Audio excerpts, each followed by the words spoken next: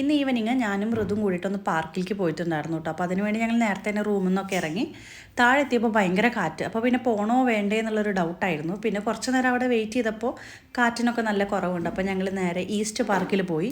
ഇന്ന് ഞങ്ങൾ പാർക്കിൽ വരുമ്പോൾ ഏകദേശം ഒരു 8 മണിയൊക്കെ ആയിട്ടുണ്ടായിരുന്നു കേട്ടോ. അത് കാരണം തോന്നുന്നു ഭയങ്കര തിരക്ക് കുറവും ഉണ്ടായിരുന്നു.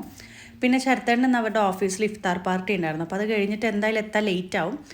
അപ്പോൾ വരുമ്പോൾ ഞങ്ങൾ ഇവിടുന്ന് പാർക്കിൽ നിന്ന് അങ്ങനെ പിക്ക് ചെയ്തിട്ട് റൂമിൽ പോകാമല്ലോ എന്നായിരുന്നു പ്ലാനിങ്ങും കാര്യങ്ങളൊക്കെ. അപ്പോൾ അങ്ങനെ ഞങ്ങൾ കുറച്ച് നേരമൊക്കെ അവിടെ ടൈമൊക്കെ സ്പെൻഡ് ചെയ്തു. ഋതും ഭയങ്കര ഹാപ്പി ആയിരുന്നു കേട്ടോ. അവൻ കുറേ നേരം അവിടെ ഓടി കളിച്ചു. തീരെ തിരക്കുണ്ടായിരുന്നില്ല. അവിടെ ഇന്ന് അവനൊരു ഫ്രണ്ടിനൊക്കെ കിട്ടിയിട്ടുണ്ടായിരുന്നു. ആ ഒരു വീഡിയോ അതിൽ ഇൻക്ലൂഡ് ചെയ്തിട്ടില്ല കേട്ടോ. ഞാൻ വീഡിയോ എടുക്കാൻ മറന്നു പോയതാണ്. ഞാൻ പറഞ്ഞല്ലോ ഇന്ന് ഭയങ്കര തിരക്ക് കുറവായിരുന്നു. പിന്നെ കമ്പാരിറ്റീവ്ലി നമ്മൾ സെൻട്രൽ പാർക്കിനേക്കാളും തിരക്ക് ഭയങ്കരമായിട്ട് ഇവിടെ കുറവായിരിക്കും.